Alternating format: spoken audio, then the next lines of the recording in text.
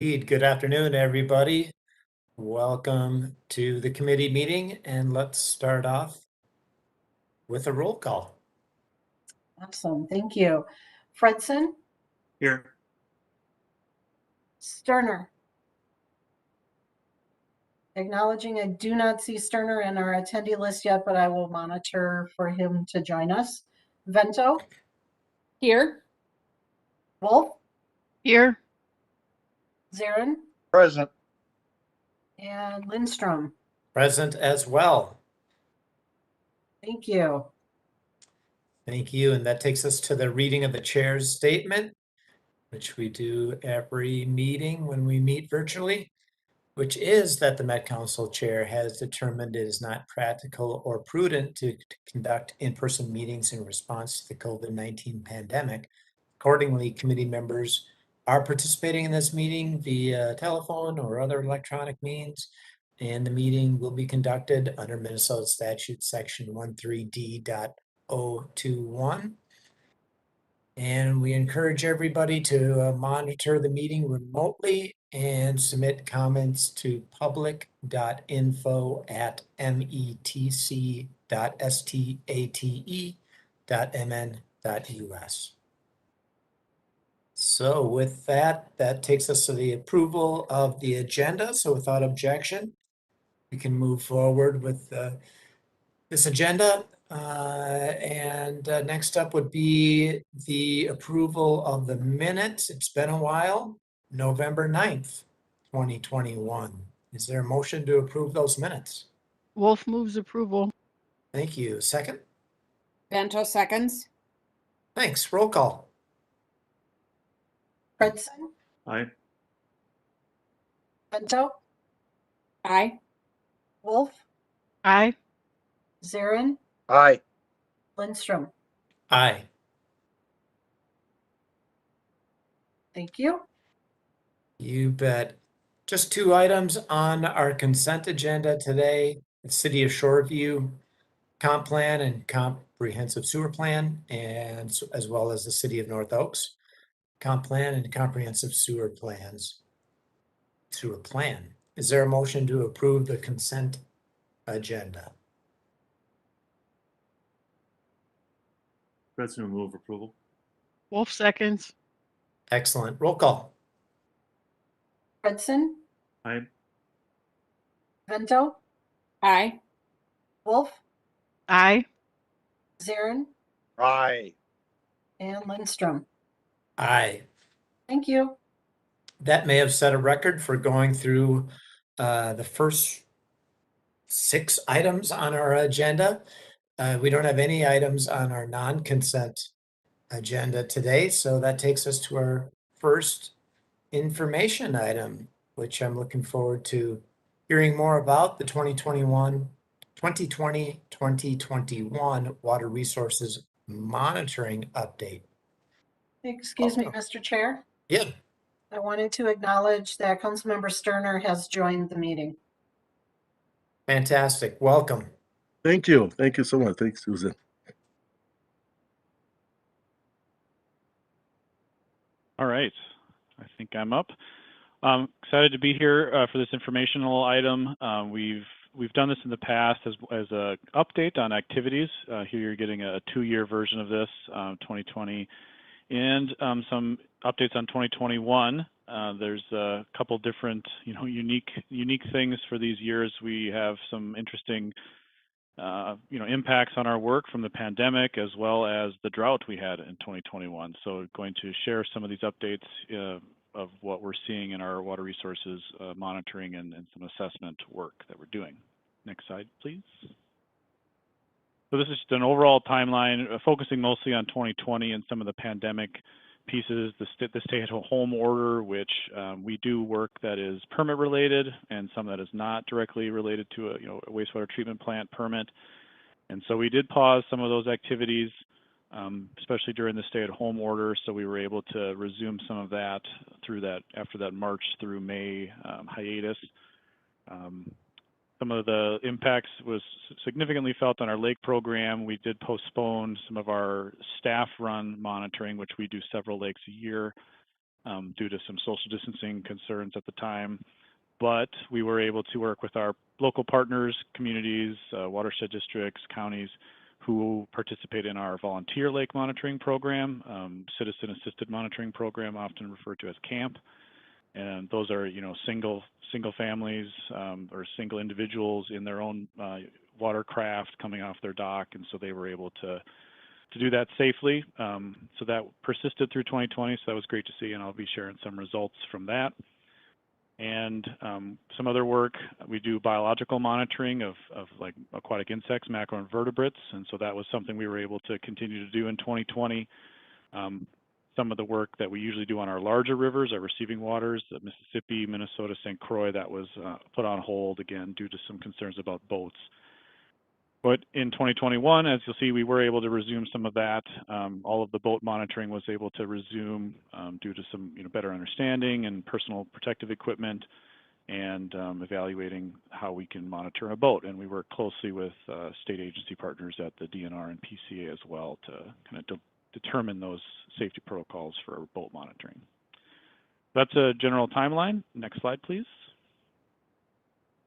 So starting off with our lakes, I kind of covered a little bit in my intro, but the pictures you see there, we were able to get an intern in the upper right there in 2021 to help us out, and he was great. The picture at the bottom there is one of our quintessential pictures for our volunteer monitoring. So just somebody in a paddle boat can get out there and do some monitoring for us, which was again critical, especially in 2020. We also, when we resumed some of that monitoring in 2021 of our staff monitoring, we were able to partner with the PCA on 3 lakes as part of their kind of longer term, their cycle monitoring where they're looking for impairments. So that was something that was unique to that year, is that we usually, or it's not every year you partner with them on those lakes, that they were able to provide some funding as well. Some interesting kind of storylines from the drought this past year. We had a couple examples from staff monitoring where the landing is 20, 30, 40, 50 feet out of just mud and muck that you normally can just launch a canoe. And so you're kind of walking through some shoreline that wasn't there in the past due to some of the drought. And that was a pretty common thing across the region for lakes, is, the shorelines, people are having to extend docks. And that was something that we definitely saw through our monitoring work. Next slide, please. So every year we put out lake grades. This is our 2020 lake grades, and I've shared this in the past, but so there's a few lakes maybe not on here that we normally would have added with our staff monitoring. But we were able to produce this product and get these lake grades out to our participants of that citizen-assisted monitoring program.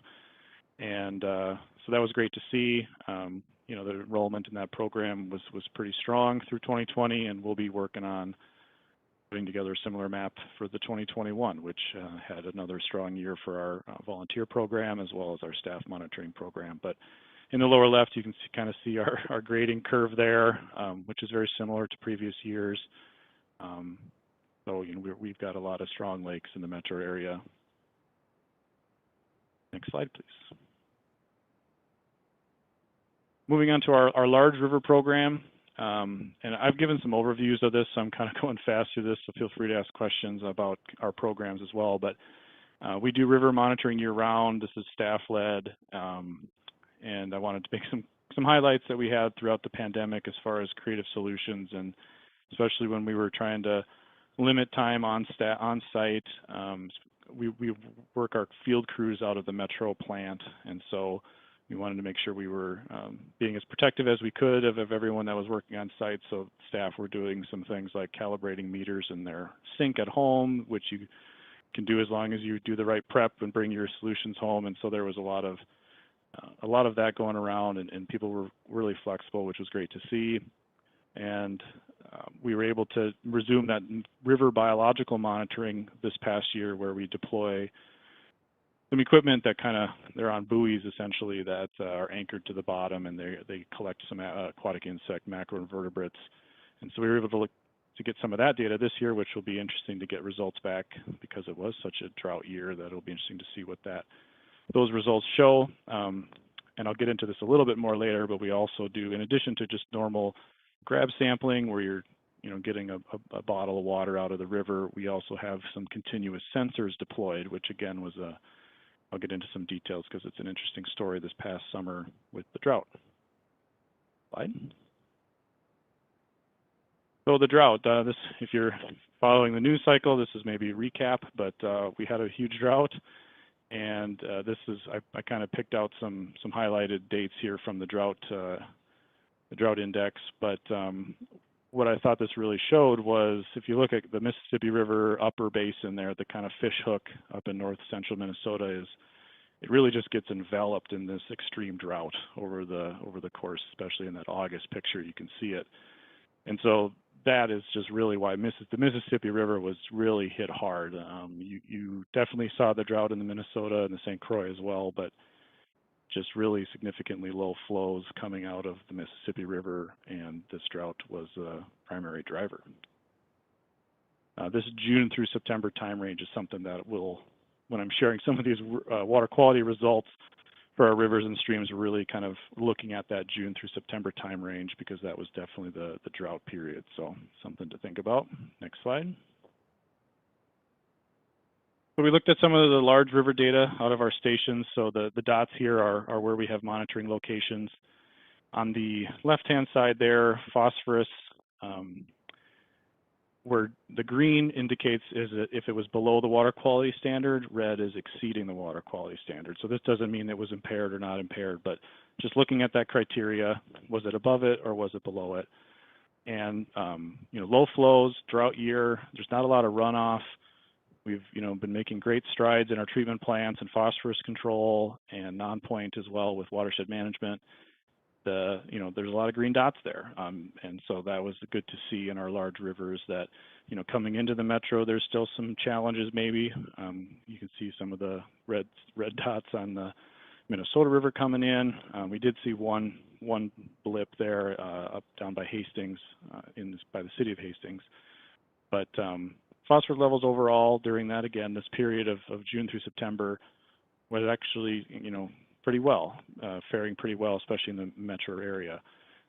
Looking at chlorophyll A, which is a kind of surrogate for algal growth. We talk a lot about algae blooms and whatnot. This is a type of metric for that. And so in the metro region, we saw a lot of that exceeding its water quality standard.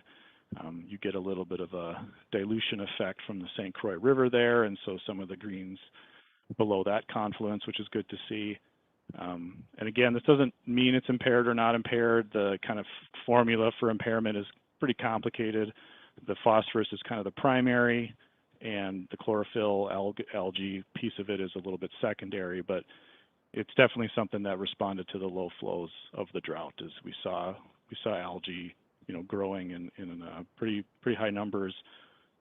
What exactly was the driver besides that low flow? We have to dig into some data and maybe talk with the PCA a little bit more about that. But phosphorus was looking pretty good, so those are two things that we usually look at right away.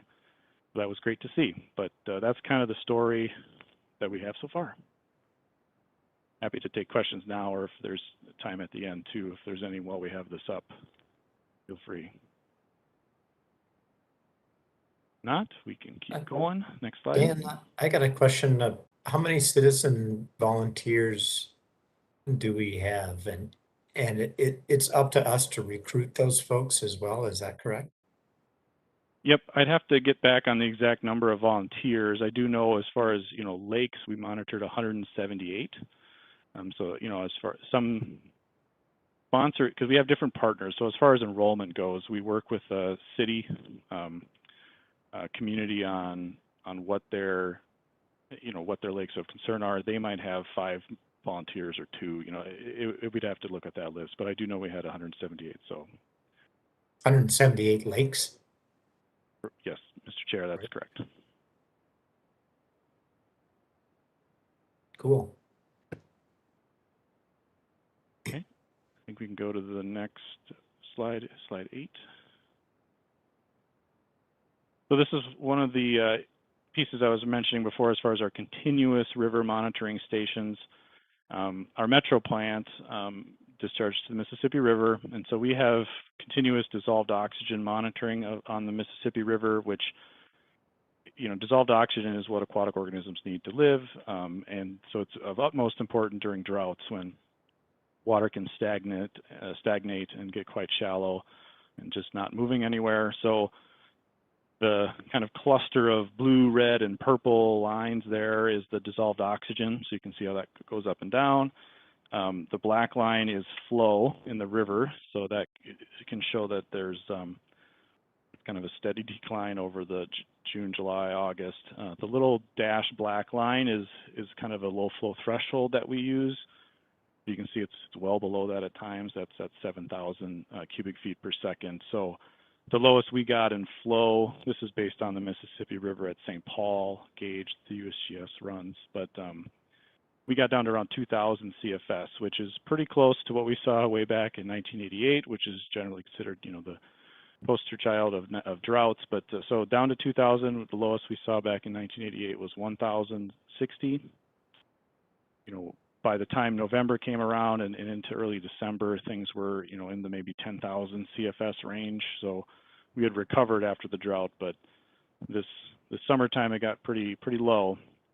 And in response to that, what our Metro Plant operations, and we work closely with folks like you'll hear from Terry next, so we work closely with Terry Gilchrist, as well as the laboratory and Metro Plant operations, but we actually aerate our effluent at Metro Plant. So pump it up really high and it cascades down a waterfall, and that actually introduces oxygen back into the effluent. And so that's what those yellow shaded periods are, is where we were aerating our effluent to help protect that dissolved oxygen in the Mississippi River. So that's something that doesn't happen every year, and when it does, it's kind of an all hands on deck thing. So that was a big activity this year, especially at the Metro Plant. Next slide, please. So this is kind of zooming out a little bit about, these are the tributary streams and rivers to those larger river systems that we just talked about, but it wasn't much of a different story for them. We do have monitoring in there in the map that you can see based on some of these different watersheds. Some of these we do partner with a watershed district, county. So those are another area where we are partnering. But we did have some of those delays, like I mentioned earlier.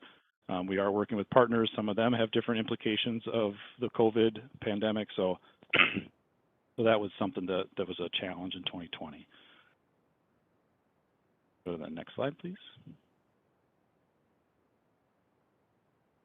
So here's just an example, throwing some nice pictures there of the beautiful Vermilion Falls and Hastings. But the what water levels, river flows were way low. That's the bar chart on the left just shows this average flow during that June to September time range. So 2021, significantly low compared to previous years. You see from 2013 to 2020, flows were pretty much always above 100 CFS, cubic feet per second, and now the average for that time period in 2021 was below 50. And we do see in the black line a uptick in some of the algal growth, even in the Vermilion River there. This is at the location in Hastings. So similar story, we're seeing it in the large rivers, we're seeing it in the lakes, we saw it in the streams and river tributaries. So the drought was definitely a big player this past year, and we saw some of that, and we'll be continuing to review all of the data through 2021. Some of these are just kind of preliminary findings right now, and we will have some more to report back in the future. Last slide. Any other questions?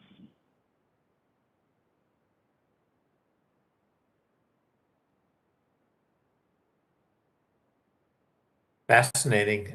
Any questions for Dan?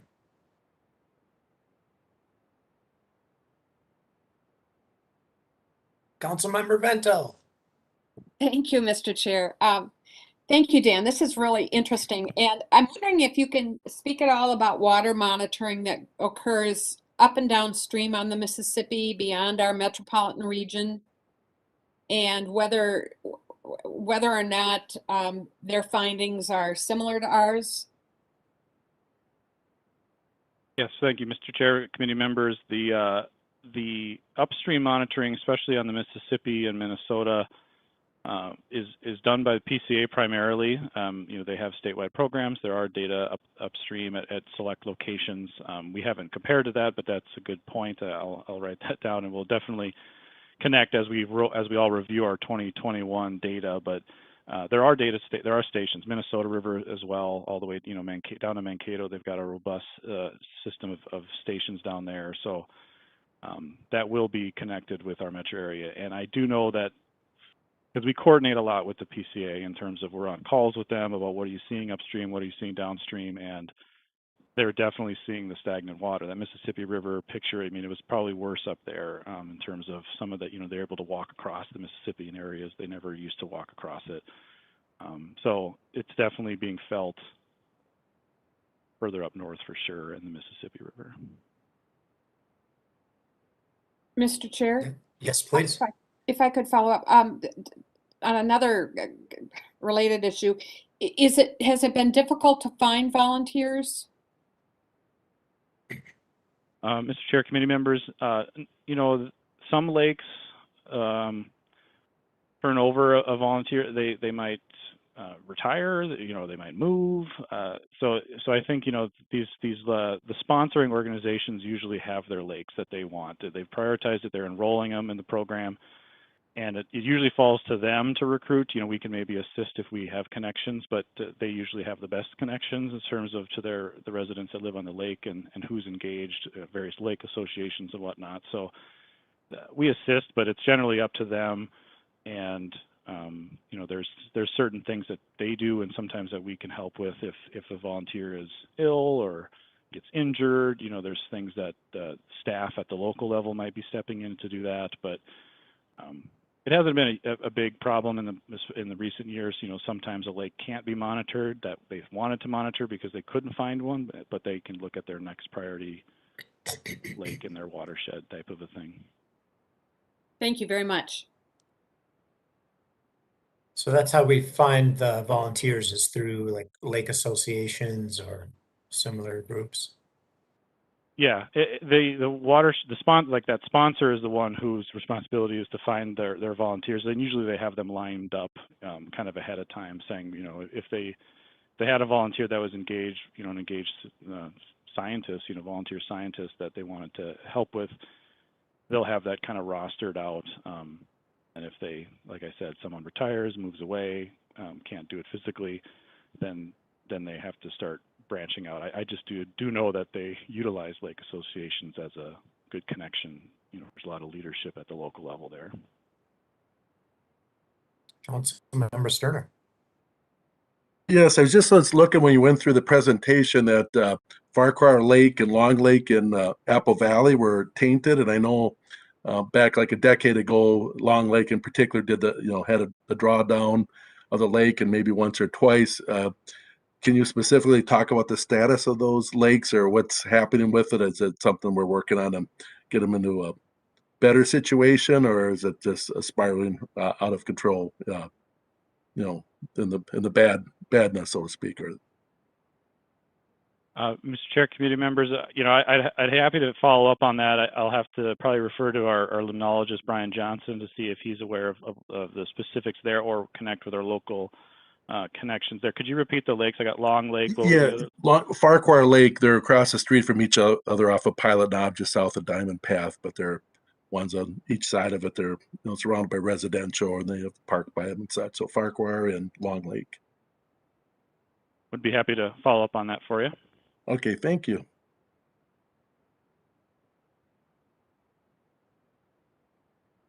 Other questions? Keep us in the loop. This is something we're very interested in. Thank you, Mr. Chair, committee members. We sometimes I think we had planned on doing this annually. 2020 through one of its many curveballs, but maybe we'll be back next year for another update. That sounds great. All right. Our next information item, Mississippi Basin Total Phosphorus Permit Update. Terry Gilchrist, welcome. Well, thank you very much. Hello, I'm Terry Gilchrist. I'm an environmental analyst with the Met Council's Environmental Service Health and Safety Group. So I appreciate the opportunity to share a little bit about our latest permit renewal. It's called the Mississippi Basin Total Phosphorus Permit, or we often call it the umbrella permit. And it's wonderful to be following Dan speaking also, because our permits are often, we get our permits in response to the river conditions, especially conditions in the Mississippi, the Minnesota, and the St. Croix Valley. Next slide, please. The Mississippi Basin Total Phosphorus Permit is nearing reissuance. The draft has been reviewed and approved by Met Council, the public, MPCA, and the EPA. This has been a fairly non-eventful permit renewal process, especially compared to the initial permit issuance, given this was very innovative and a new use of the MPDS framework in Minnesota. I may be telling you a lot of stuff you already know, so bear with me. I don't believe I've presented to you before. But MPDS stands for National Pollutant Discharge Elimination System. It's part of the Clean Water Act structure to maintain and restore the waters of the state. When the MPCA lists a water body as impaired for a specific usage, a number of restoration activities take place.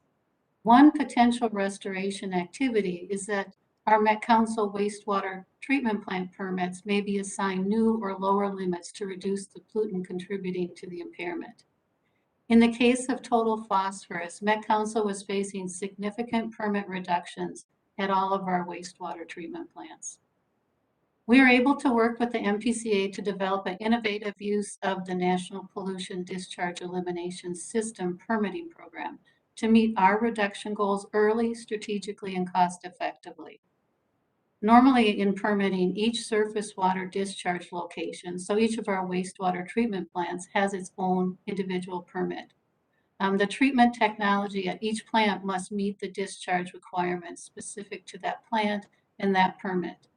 But this Mississippi Basin Total Phosphorus Permit, or the umbrella permit, and I may use these words interchangeable, treat 5 Met Council wastewater treatment plants, the Metro plant, the Empire plant, the Eagles Point plant, Hastings plant, and Seneca as a combined unit for controlling the discharge of total phosphorus. With the aid of this combined permit, Met Council was able to take a 71% reduction in its permitted phosphorus loading, even though each individual plant was not able to accept a full phosphorus reduction in loading at that time.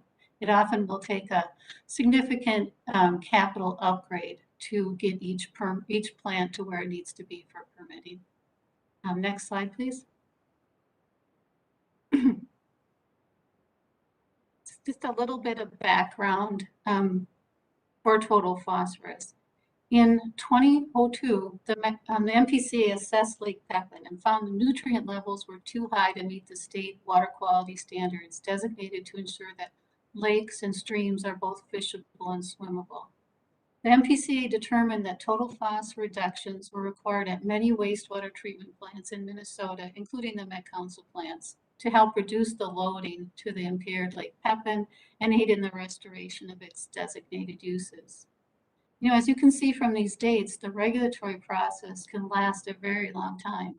Lake Pepin was declared impaired in 2002, and the regulatory vehicle for to control total phosphorus, it's called the Total Maximum Daily Load, or TMDL, was just approved by the EPA this year in May of 2021.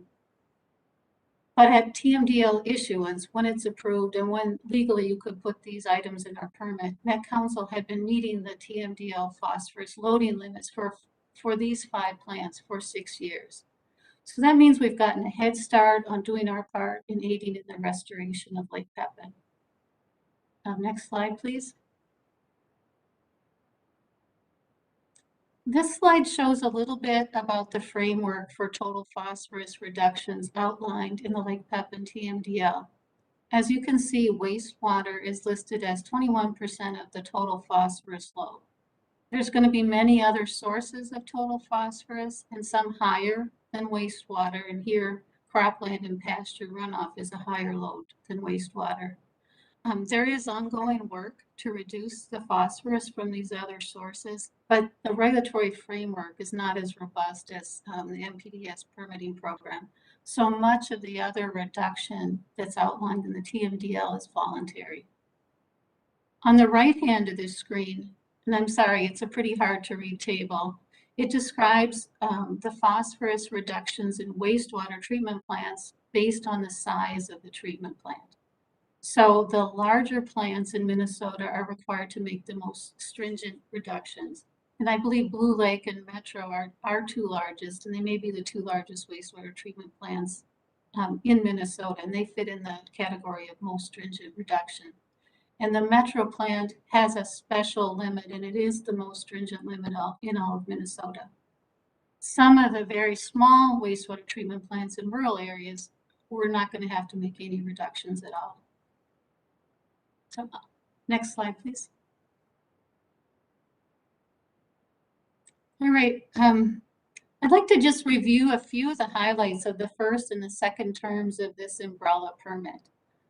Just initially, you know, the permit established limits of 71% reduction. So that was the biggest change in the permit. This permit was an innovative permit, and it was really the result of a Met Council MPCA collaboration. MPCA also had to successfully defend this innovative permit in a lawsuit, and they were able to show that the combined permit would be as effective as individual permits in protecting and restoring Lake Pepin. In this first term of the permit, and a permit term is 5 years, we have met the limits of this permit 100% of the time. The permit has allowed Met Council to meet the overall limits, the overall total phosphorus limits as a system of treatment plants before each of its individual plants could meet them separately. And then also during this term, we did an upgrade both at the Hastings plant and the Seneca plant. And so as of this time, all 5 of our plants could meet individual goals. In this second term, and it's not been reissued yet, but all the approvals are in place. The things that I think we're most proud of, we have an innovative model in place for successfully solving difficult environmental problems in collaboration with the MPCA. And that's a model that we may be able to reuse at other times. We have tested the model, and EPA has allowed it to go from being a short-term vehicle to a long-term vehicle. So it's no longer considered a temporary solution. We can keep renewing this permit. We also know that our smaller wastewater treatment plants are protected from permit issues if we have an upset of their phosphorus removal process. And it's going to give us some assurance of what's going to be allowable in the new Hastings wastewater treatment plant. So a lot of certainty has been added to their planning. Next slide, please. Okay, this slide shows kind of how we're doing. Our limit is based on a 12-month rolling average. That green line on top where it says permit limit kind of represents the permit limit. The 5 colors in the graph represent the phosphorus loading from the 5 wastewater treatment plants. You can see that the largest discharge of phosphorus, and this is by weight, per year, is from the Metro plant. And that's represented by the blue area. The graph illustrates a number of events that we've experienced over the last 6 years in the first term of this permit. You know, the one, kind of the top ones, if we've met the permit 100% of the time, that's always one of our goals, is 100% compliance with their permit limits. And then you can also see by the end of this year and through this very stringent drought year, we are at historic low phosphorus levels. So even though there was some chlorophyll exceedances that Dan just outlined, we have never put less phosphorus in the river than we are doing this summer. You can also see a few other things. The top green line is our Hastings plant. It used to be a much more pronounced line. You can barely see that top green line because there was an upgrade in the Hastings wastewater treatment plant. Also the light green line is Seneca. And also that bounced around quite a bit. But after a rehabilitation project, you can see after about 2020, it's been very steady, our phosphorus loading from our Seneca plant. And then there's that big bump in about 2020 or 2017, where we came fairly close to exceeding the permit. And you can see that was based on the Metro plant. So we did have some high levels at the Metro plant. We spent, the whole team worked together to bring that down under control. We learned quite a bit about to control this permit. You need to make sure you're watching Metro very closely. Next slide, please. Terry, just a question on that. What sort of improvements were made at the Metro plant to bring that under control? Well, what happened once it started going up, it's a 12-month rolling average. So we ended up with a all hands on deck type thing. So we did a number of things all at once. So the Hastings plant was in the process of, putting in its alum system to take out more phosphorus. So that project got accelerated. We also in the sewer shed of the Metro plant, there is a discharger of really high strength phosphorus. So that got taken out of the system. We trucked it somewhere else instead of letting it go to the Metro plant. There's some ways to treat side streams. Normally the Metro plant treats with a biological process, but they treated some side streams with alum. And then we also reviewed our sampling procedures. There was a lot of changes in that too. So we did all these things at the same time. We turned it around. Hard to say which one did the most, but it was interesting to see a whole team got together and every lever we could find, we pulled. Thank you. Yes, and this graph goes out to a number of people every month. So it's got eyes on it all the time. We don't want to be in that situation again. Okay, so it's my last slide. So in partnership with the MPCA, this multi-plant approach allowed us to plan for and execute phosphorus reductions before the TMDL was in place and before each wastewater treatment plant could individually meet proposed requirements. MCS could prioritize the wastewater treatment plants with the most significant reduction opportunities in the basin first. So you can see as if you can link things with the Metro plant, the other ones are so small in comparison, that can be taken care of first and you can layer in the rest of the work as time allows. Given the success of this permit implementation, EPA has allowed the systems approach to remain in effect and provide future permit certainty at these 5 sites. This helps Minnesota meet the total phosphorus waste load allocation targets at our plants early, which in turn hasten the restoration of Lake Pepin. And that's, the point of all of this is to have clean water.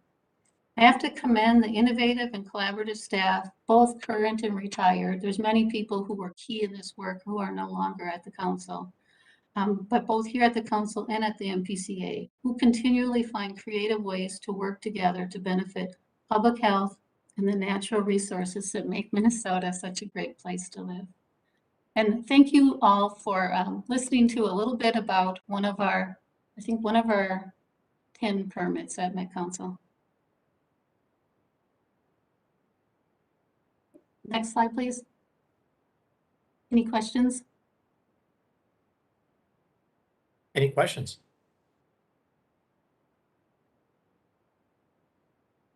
I just like the message that when we have an all hands on deck approach, when we're seeing that graph go closer and closer to the permit, that's a real call to action and everybody gets on board and that we can bend the curve, literally in this case. Yeah, no, thank you, Mr. Chair. And also, the eyes are on it all the time now, so hopefully the curve barely moves. Indeed, Councilmember Vento. Mr. Chair, this isn't breaking news, but I just thought I'd note that Congresswoman Betty McCollum is authoring the Mississippi River Restoration Initiative, which is modeled in many respects after the Great Lakes Initiative. And it's an initiative that would draw all the states together from Itasca to New Orleans to the basin. And it would, if all goes well and the monies are appropriated, would provide federal funding to help with restoring our river and keeping it healthy. So I wanted to note that it's an important piece of legislation. It's one that states up and down the Mississippi are working hard on, and I'm excited about it, and I think it bodes well for all of us. Thank you. Just to back way up, what would you say for anybody out there that's listening who may be thinking, you know, what's so bad about phosphorus anyways? You know, it seems like a mineral that's important for such and such for human growth. You know, what's so bad about phosphorus? This committee knows that it's bad for algae growth and decreases in oxygen in the water and whatnot. But how would you answer that question, Terry? What's so bad about phosphorus? Why should we care about this? Yeah, the reason we ended up caring about it, the reason we care about it is that it does cause algae growth. And so the impairment in Lake Pepin was aquatic recreation. There were algal mats all over Lake Pepin. So the fishable, swimmable issue. Both total phosphorus and nitrogen impact that. So at some point, I'm sure we're going to be looking at total nitrogen too. So if you care about fish, if you care about fishing, if you care about aquatic life in our rivers and our lakes, then you should care about phosphorus. Right. Care about boating, any of that. And Yes. boating, yeah, right. Basically all those things that many of us like to do in the summertime and wintertime. Thank you. Councilmember Fredson. Thank you. Yeah, I can't remember the slide, but you referenced, I think it was in the early 2000s, that Lake Pepin was basically put on a critical list or you know, needing some action. And can you just say more about why it would take 2 decades for a process to play out? And you know, I work for a labor union that is for projects that create jobs, as long as it's done in a responsible way. And a lot of times we're frustrated by the processes that delay projects sort of years and years, and in this case, decades. So just curious to hear your thoughts on the process. Oh, thank you so much for the question. I'm going to have to tell you, I've been here 6 years, so I wasn't here at the beginning of the process. But when a lake is impaired, and you can go back and look at that map and see how huge that map is, it covered almost all of Minnesota. At the end of the day, you're going to ask almost all of Minnesota to do very significant work on total phosphorus reduction. So there'll always be pushback. So there'll be pushback, and then there'll be a lot of work to create this thing called a total maximum daily load. So that it's impaired, the lake is impaired, and then the group at MPCA has to figure out what's causing the impairment and who is contributing to it. So that little round graph saying wastewater treatment plants were 21%, cropland was 30-some%. That took a significant amount of study and work to do. And then there was also significant modeling. So there's a significant scientific process and a significant political process. I believe this is a very long process, so longer than normal.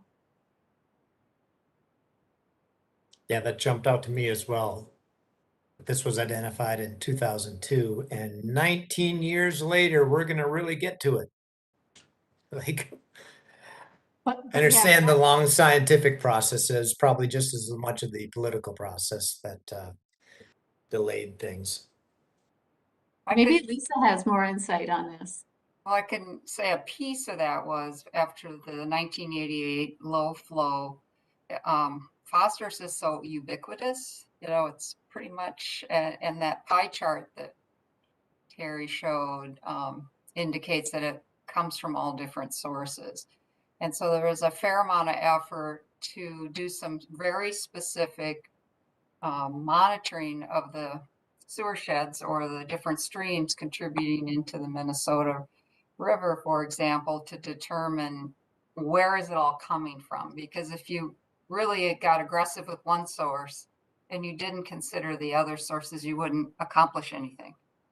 And so that's where these loads and figuring out what all could be reduced and where the most significant impact and affordability comes into it. So some of those small plants aren't going to be adding treatment to take out phosphorus, but their flow is low enough that their load overall isn't so great. So, you know, PCA is trying to figure out from a systems perspective, what's the best ways that we can address the problem.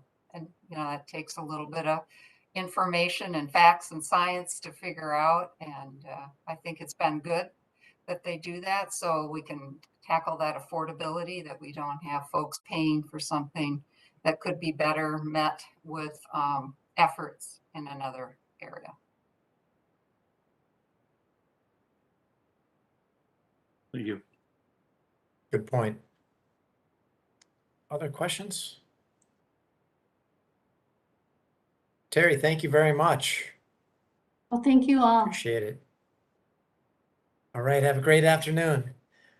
And that takes us to our third information item, which is the federal fiscal year 2021 EPA report summary for environmental services. Ms. Payne. Thank you, and good afternoon, Welcome. Chair and council members. I am here to present the council's federal fiscal year 2021 disadvantaged business enterprise report for the Environmental Protection Agency.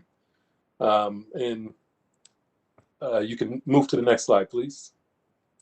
And just for a frame of reference, this report is based on the federal fiscal year, which begins on October 1st of 2020 and runs through September 30th of 2021.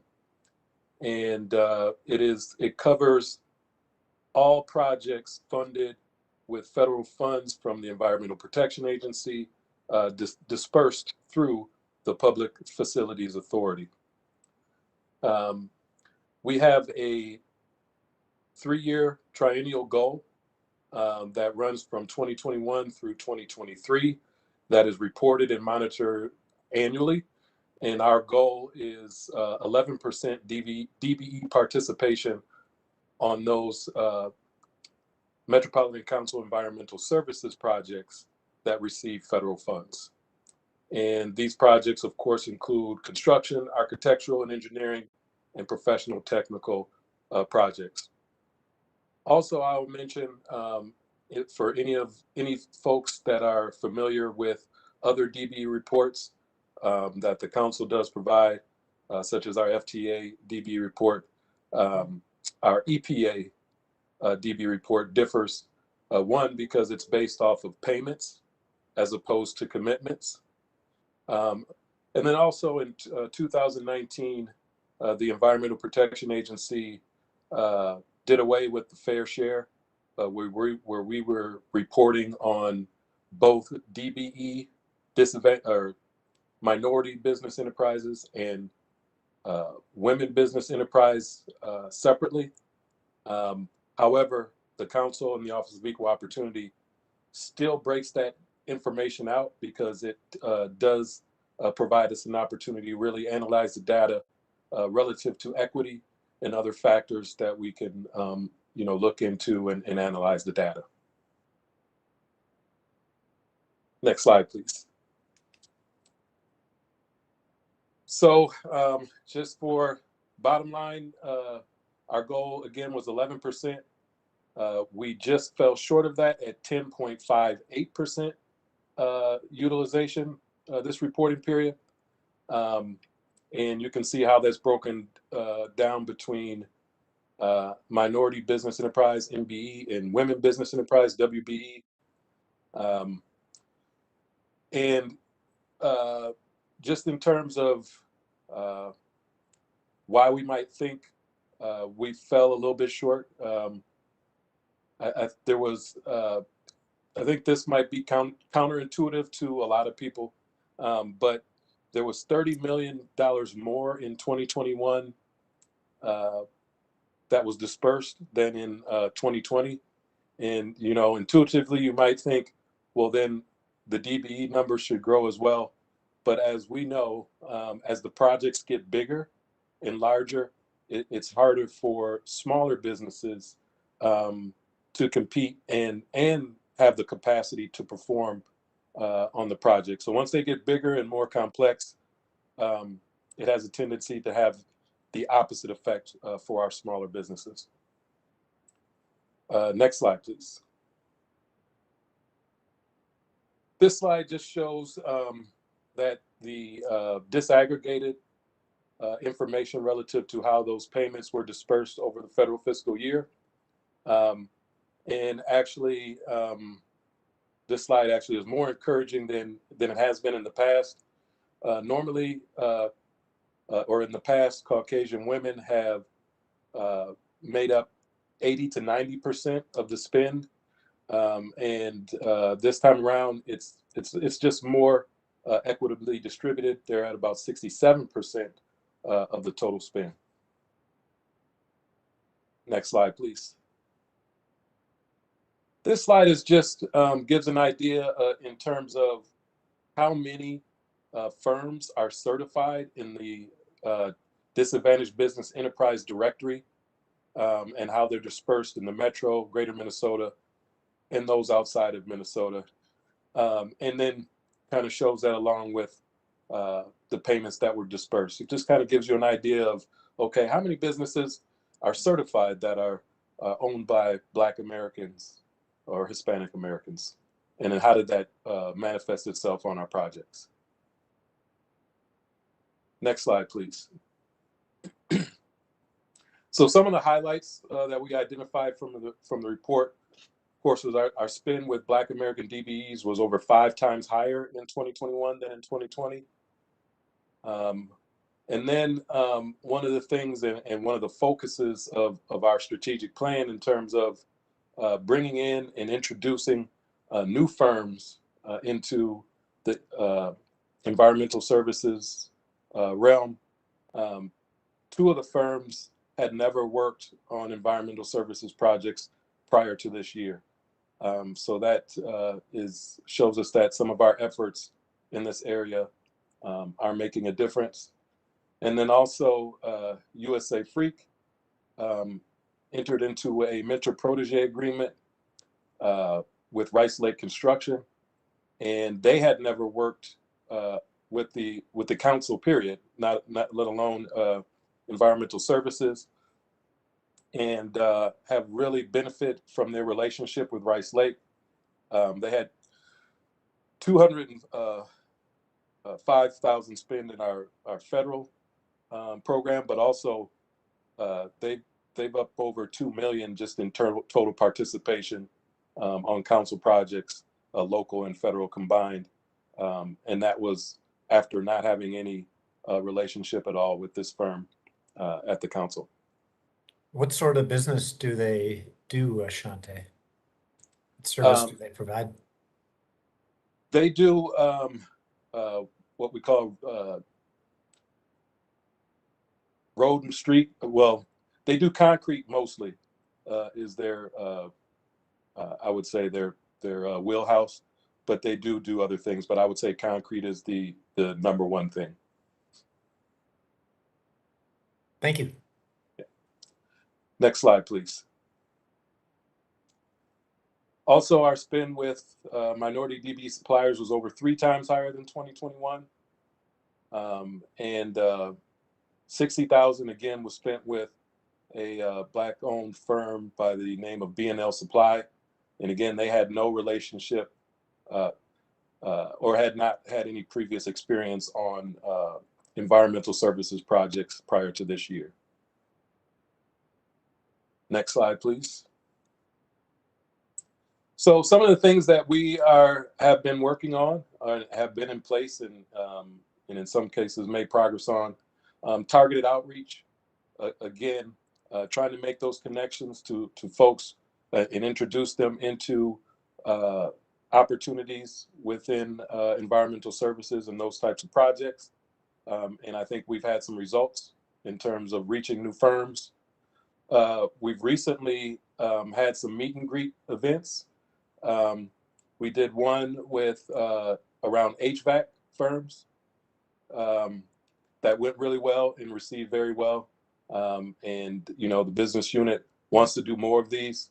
The meet and greets are conducted sometimes with the business unit and certified small businesses, and sometimes they're business unit certified small businesses, and then longer established larger firms that typically hold prime contracts with us. And then also mentor protege, that has been a really good tool to provide experience, technical expertise, and capacity to smaller businesses. We are partnering with other government and entities within our region, including MnDOT, Department of Administration, Metropolitan Airports Commission, and the City of Minneapolis to conduct a mentor protege information and mixer that will be on January 19th. We also have made some changes to our contract initiation memo and goal setting process because that is the tool or the ground level spot and component where we establish specific and individual project goals that have subcontracting requirements. The Office of Equal Opportunity has also has a new unit, the Engagement and Development Unit, which will help us reach and have an impact beyond just regulation and compliance, because we also know that we have to go beyond just our normal regulation and compliance activities to achieve some of our objectives and goals. We also have a new data team that's working with all divisions and others involved in the reporting process to help gather data more efficiently, more effectively, and more clearly. And then the Advancing Equity grants that were disseminated earlier this year. Through our strategic plan, we have identified several projects that we will use those funds to build capacity, help us identify gaps where we don't have certified small businesses to perform, provide training, technical assistance, and access to resources. And with that, I think next slide, I am done, and I would welcome any questions, Mr. Chair and Council and committee members. Thank you very much. Excellent presentation. Any questions out there? Yeah, Councilmember, go ahead. Councilmember Zirin, I saw you first and then Sterner. Thank you, Chair Lindstrom. I want to click back to slide 5. Total number of DBEs by ethnicity and location. Ashante, can you help me understand this slide? Okay, so you got. Yes. So the way that if I'm a prime bidder and there is a DBE goal on a project, the one place that I can go to locate and find DBEs is the Minnesota Unified Certification Program directory. and that's operated by the Metropolitan Council. And this is just a breakdown by ethnicity in terms of who's certified in that directory and the firms that I would have to choose from if I was trying to meet a goal on a project. And it's also broken down by Metro District, and then Greater Minnesota, and then disadvantaged business enterprises that are located outside of the state of Minnesota. Okay. When I first looked at, I appreciate that clarification. When I first looked at that chart, my mind was going in a direction that was not. For some reason, I was looking at it as percentage of businesses that were certified, but that's not what this is. Thank you for the clarification. Good question. Other questions? Oh yeah, Councilmember Sterner. Yeah, a couple of things. I mean, when I'm looking at the chart, the screen, the one right before that one, you know, we're seeing like minority women, and we basically were like hearing crickets on that. So I think we need to be working harder with minority women, like you see, like just one Hispanic woman firm. Otherwise, it's all Caucasian, you know, women on that. So I think to really be focused on it, I'm not sure by trading Caucasian men to Caucasian women is really getting to where we want to be in that end. But I also see the advantage of having more women in our trades areas. The other question, the question I have, is unrelated to this one, is I've been contacted by a couple DBE companies, like one local one who's a supplier, and he's having a hard time like getting into it. So one of his questions was if we have some of the contractors that are using a supplier that would qualify, does that help their numbers, or is the suppliers totally separate, where when we have our contractors that they qualify, none of that goes in it? They could buy stuff from China or Canada or wherever, or from any business that doesn't help their numbers, or what does that help their numbers if they use a business that qualifies for, you know, DBE as a supplier? Councilmember Sterner, Chair. Great question. Yes, supply, and if we could pull up slide number 3. Supplies is definitely a significant part of this process and how goals are achieved and met on our projects. If you look there, supplies represent a little bit, let's see, 1.2, my quick little math there, 1.2 million approximately of the spend. Of course, the most spend is in construction, and slightly more than supplies is professional services. But yes, supplies is definitely applicable and can be used. A DBE supplier is definitely can be used to fulfill goals and meet objectives. Okay, and then can qualified businesses come to that meet and greet on the 19th? And if so, how do they get a whole invitation to that event and the specifics of it? They can contact me directly, and I can get them to the right individual. That work is being led by our engagement and development unit, specifically Thomas Mabratu, again in coordination with others. Okay, very good. Thank you so much for your work. Appreciate the presentation. Councilmember Sterner, the business that you were working with, they were having a hard time getting onto the directory. Is that right? The DBE? Well, they were actually got on the directory, but then it was like, then they were bidding, but it was a hard time like knowing when the bids were or what they could offer. And then when they did it, they were getting really small quantities, you know, bid on, things like that. A few different, you know, things, or finding out like where the opportunities are, you know, all those type of stages. Very good. Other questions, comments?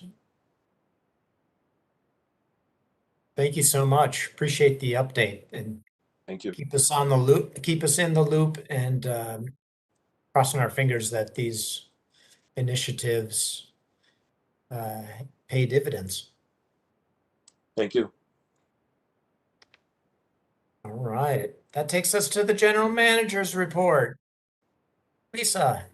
Ready to close out 2021. Another excellent year for compliance. Happy to report that despite all the disruptive things that are happening in the world that creep into our workplace, our employees are still strongly committed to meeting our compliance. On a second note, the presentation that Terry did today and talked about our total phosphorus, where we have this umbrella permit. You know, our motivation in doing that was the collective ability for us to manage and still keep track of contributing less phosphorus to the river while we stage our different improvements to our plants, for example. But one of the unexpected benefits is the impact on the collective efforts. And I think it gets back to what Council Member Vento was referring to about the Mississippi River, bringing that all together. So it's really clear that collectively, how much are those plants contributing in phosphorus? And you can see that we're at the lowest levels we've ever been. And I think that's that teamwork impact and effort of seeing the bottom line when all of it's added together. How much are we contributing to that river? And if you keep it separate by plants, you don't have that same feeling of pulling together to get the best score you can as a group. So I think it's a lesson learned in systems thinking. Clearer we can see how well the goal is being met and that our collective efforts are a part of being seen, that we can have a much bigger impact. And I think that comes true for a lot of the challenges in the region. And equity is actually one of those areas as well. So I think we've got a really good year ahead of us in 2022. I think we're well positioned for that teamwork to continue to grow and build so that we can have, with your partnership, a very positive legacy that you can leave for this region. So thank you for all the support in 2021, and I'm really looking forward to 2022. As am I. Councilmember Zirin. Yeah, thank you. Something that's been rolling around in my head from the beginning of that presentation is a question for you, GM Thompson. Who in the world would sue to challenge this permit? I have no idea. I think there actually was references when we first started looking at phosphorus in this way. And I think it was because of groups looking at the problem needing to get addressed. So kind of back to Councilmember Ferguson's comments, why is it taking us so long to really get phosphorus improvements to the degree that we're seeing it today? And I think the worry was because there's a way to regulate dischargers that are permit source or point sources. And then there's that runoff realm of non-point sources, and there's not a permit and a way to start to turn the knob to reduce that. There are a lot of programs that are, coming to light to work on improving those, of course, but those have taken time to develop. And so I think the initial threats for lawsuits was to make sure those that could be controlled, do as much as they possibly can. And PCA was taking a much more pragmatic approach to looking at, we need to address this as the larger issue, and to consider things like the timing and how much load does each take care of. So I think we've been really fortunate that PCA has taken that more of a system thinking view of this. But those that were worried that it wasn't going to get addressed if we didn't do everything we could already have available as a tool, were wanting to sue to make it happen. Hope that got to your question. Councilmember Sterner? I just wanted to add, I mean, I think a lot of times being on like the Clean Water Council, I think we talk about these issues because there's everybody's got their foot at the table or their bite at the table, whether you're in agriculture or DNR or PCA, and have those conversations really makes a big thing because we have industry there, we have environmental groups and that. And I think it's a nice way to have that conversation, and I think we really make big changes in that. And we look for solutions too, from Department of Health to the University of Minnesota to come up what we can do. And of course, Metropolitan Council is a big part of that with our experts on that, the council and the committee to make changes that way. So I think it's really a good system. It's nonpartisan, and we have both Republican and Democrats from the House and the Senate on there. So I'm really honored to be represent the committee, and I see a lot of big changes just through this committee. So thank you. And that's the Clean Water Council? Yep. The Clean Water Council, yep. Mm-hmm. I think Fantastic. another example to pull out is that the slide that showed when we are adding oxygen to our effluent because the river dissolved oxygen is low due to the low flows. That's not because our effluent isn't meeting its discharge requirements. It's because the river is in trouble. And so we're doing something to help the environment as a result of adding dissolved oxygen. And it just shows that we have the capacity to do things like that. And it's a very good thing for the environment to be able to have that be done. So just an example of us as an organization going beyond what could be argued as our responsibility. And is that a mechanical process to add that dissolved oxygen, or is it just the waterfall? Or both? Yeah, they were pumping the water up, and through the cascading down, it adds oxygen. It's to the it. cascading that does that. Okay. Good. A lot of pumped water to raise that elevation. Indeed. Well, thanks, everybody. Great presentations, great information, good questions. I think we can call it a meeting. Hope everybody has a good holiday season. Absolutely. Thank you. Bye, everyone. Take care. Bye-bye. Thank you. Good meeting.